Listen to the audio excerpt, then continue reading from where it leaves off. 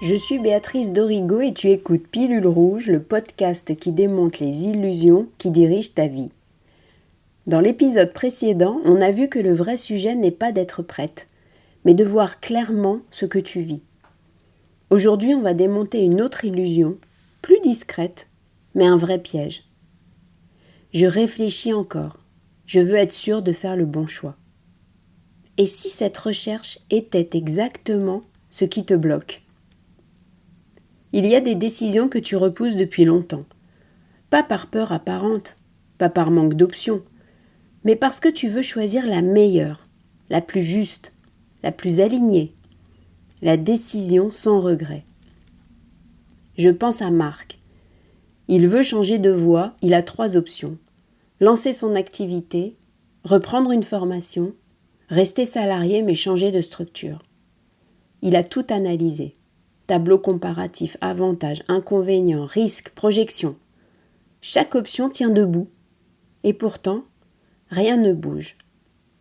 Quand je lui demande où il en est, il me dit « Je suis en train de voir quelle est la meilleure option. » Ça fait 1 an.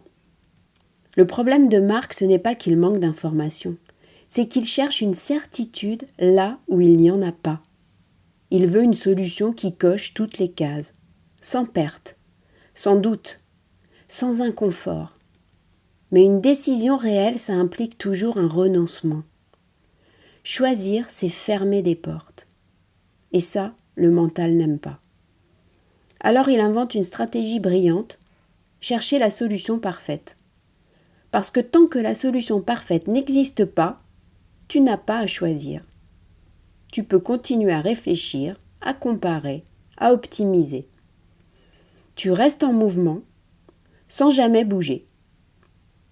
Le problème n'est pas la réflexion en soi, mais la réflexion sans conscience, celle qui tourne à vide pour t'éviter de trancher au lieu de servir à éclairer ton chemin.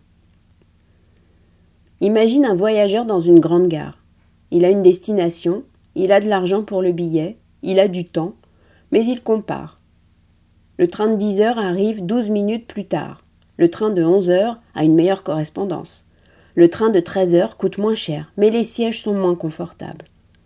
Pendant qu'il compare, les trains partent.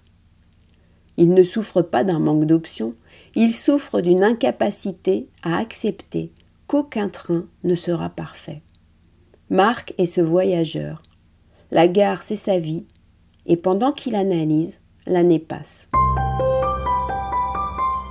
En 2004, le psychologue américain Barry Schwartz publie Le paradoxe du choix. Sa thèse est contre-intuitive. Multiplier les options ne nous rend pas plus libres. Ça nous rend plus paralysés et plus insatisfaits. Schwartz distingue 2 types de décideurs. Les maximiseurs, ceux qui cherchent la meilleure option possible, ils comparent tout, longtemps, exhaustivement. Et une fois qu'ils ont choisi, ils regrettent davantage parce qu'ils savent qu'il existait peut-être mieux. Et les satisfaiseurs, ceux qui choisissent dès qu'une option est suffisamment bonne. Ils décident plus vite et sont plus satisfaits de leur choix sur la durée. Marc est un maximiseur et son tableau comparatif, aussi rigoureux soit-il, ne l'aidera pas. Parce que le problème n'est pas dans le tableau. Il est dans la croyance qu'une option parfaite existe quelque part. Il y a une autre raison plus profonde pour laquelle la décision est si difficile. Le psychologue Daniel Kahneman et son collaborateur Amos Tversky ont démontré un phénomène fondamental. Nous ressentons les pertes environ 2 fois plus intensément que les gains équivalents. En d'autres termes, gagner 100 € procure moins de satisfaction que perdre 100 € cause de douleur. Or, choisir, c'est toujours perdre quelque chose. Choisir de lancer son activité, c'est renoncer à la sécurité du salariat. Choisir de rester, c'est renoncer à l'aventure. Le cerveau, programmé pour minimiser la douleur, va donc naturellement retarder le moment du choix, pas par faiblesse, par mécanisme de survie. Chercher la solution parfaite, c'est souvent chercher l'option sans deuil, celle où on ne perd rien. Mais cette solution n'existe pas. Et le plus piégeux, c'est que ça a l'air intelligent.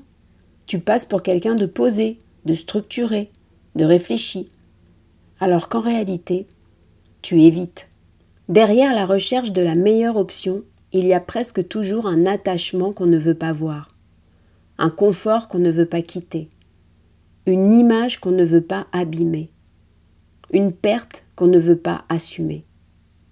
Et tant que cet attachement reste dans l'ombre, l'analyse continue, indéfiniment. Marc a fini par choisir, pas parce qu'il avait trouvé la meilleure option, mais parce qu'il a vu qu'il tournait en rond. Il a lancé son activité avec des doutes, avec des zones floues, mais avec un point d'appui réel. Aujourd'hui, il ajuste, mais au moins, il avance. La vérité, c'est qu'il n'y a pas de solution parfaite. Il y a une décision imparfaite prise à un moment donné avec le niveau de conscience que tu as. Et c'est cette décision qui va créer la suite, pas l'inverse. Tant que tu cherches la meilleure option, tu restes à l'extérieur de ta vie. Le moment où ça change, c'est quand tu acceptes qu'aucune option ne te sécurisera totalement. Et que le vrai enjeu, ce n'est pas de choisir sans risque, c'est de choisir et d'assumer. C'est de s'engager. Choisir, c'est accepter de faire le deuil de ce qu'on ne prendra pas. C'est accepter qu'on ne saura jamais ce qu'aurait donné l'autre chemin. Et c'est précisément ce renoncement-là qui te redonne ton pouvoir. Alors pose-toi cette question simple. Qu'est-ce que j'évite de perdre en ne choisissant pas ?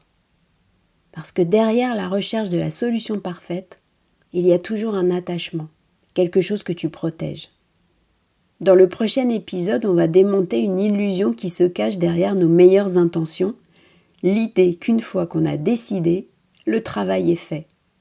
Et tu vas voir pourquoi une décision sans maintenance n'est qu'un vœu pieux. Si cet épisode t'a parlé, tu peux laisser un commentaire, partager ou m'envoyer un message. Et à chaque épisode, je choisirai une question que je décortiquerai dans un bonus. Alors en attendant, garde tes illusions à l'œil et n'oublie pas de prendre ta pilule rouge.